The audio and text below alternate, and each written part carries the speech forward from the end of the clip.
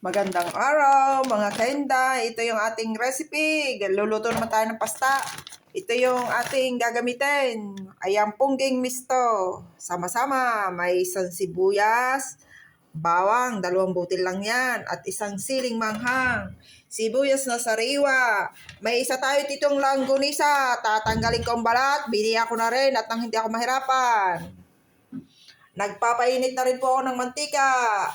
Lalagay na po natin ang sibuyas at bawang. Ayan. Okay. Mekos-mekos lang natin. Medyo malamig pa yung aking mantika. Ayan, nagisa-gisa na po yung ating sibuyas bawang. Lagay ko itong ating langgunisa. Tinanggal ko ang balat at durugin natin. Ayan, mekos-mekos ulit. Hanggang siya ay mag-golden brown. Sabay ko na ho aring isang sili, pero hindi ko siya. Hindi ko siya dudurugin.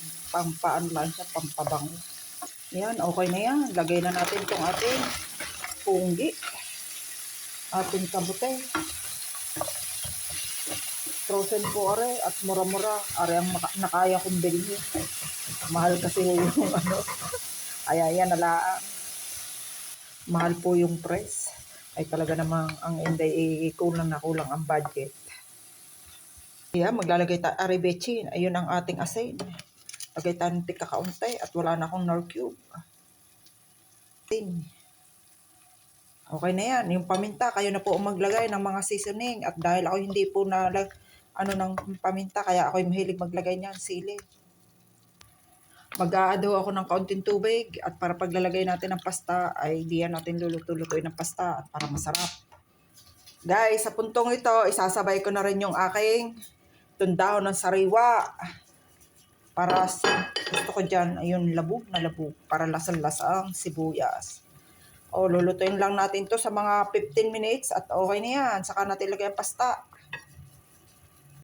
Guys, ito na yung ating finished product ng ating sauce ng pasta. Ay, ang sarap niyan. Update ko kayo. Maya-maya.